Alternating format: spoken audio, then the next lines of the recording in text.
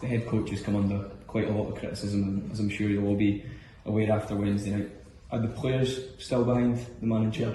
Absolutely. It's something that people are always going to try and drive between people, but there's one thing that I've learned, and that's that in football, you're down tools and you give up, nothing can work. You stick together, you fight, you give yourself a chance, which is certainly something that we're doing as a group. The manager's going to take heat.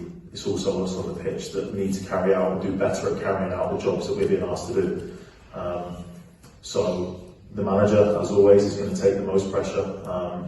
He's taken a lot of it on himself, as you do as a manager, but as players, there's got to be more accountability to perform better. I mean, if you look back at the other night, we have to be honest about individual actions and things that we didn't do well enough, and that's on doing your jobs and having yourself and holding yourself accountable and pride in your own job.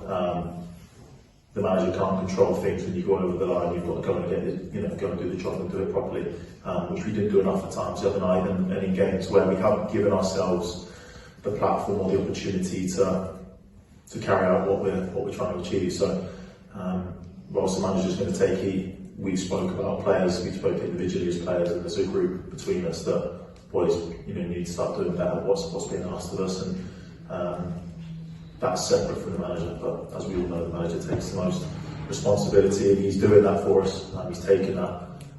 We need to repay that, and we need to be better as a group. I mean, it has to hurt. You've got a pride in your job. At the end of the day, we're contracted to this club, regardless of the manager who's in charge. It's your job, and it's a pride that you need to have in your own work to be better, to come in each day, even after difficult moments, to come in and do your job better and improve.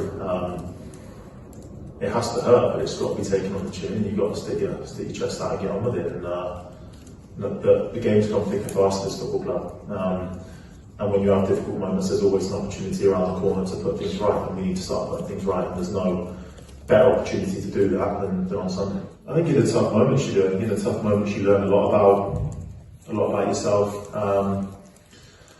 For us as a group, I think the admission's been made as far as we have less, perhaps, experience than we've done in the past in terms of players that have played at this level or played for the club. There's less, if you like, but it's an opportunity for you guys to sort of step up.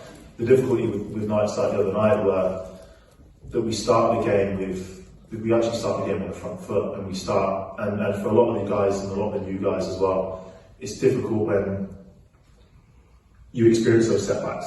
It's probably something new, they've probably not felt the same level of intensity that other clubs or perhaps clubs that they've done before bring. So it's a new experience, but these moments are the ones that define people, that you figure out a lot about each other.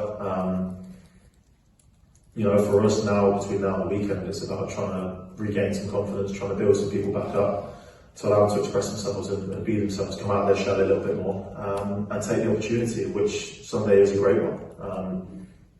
And one that it's a game where characters and experience and people can step up and announce themselves, and that's what we need to do on the weekend.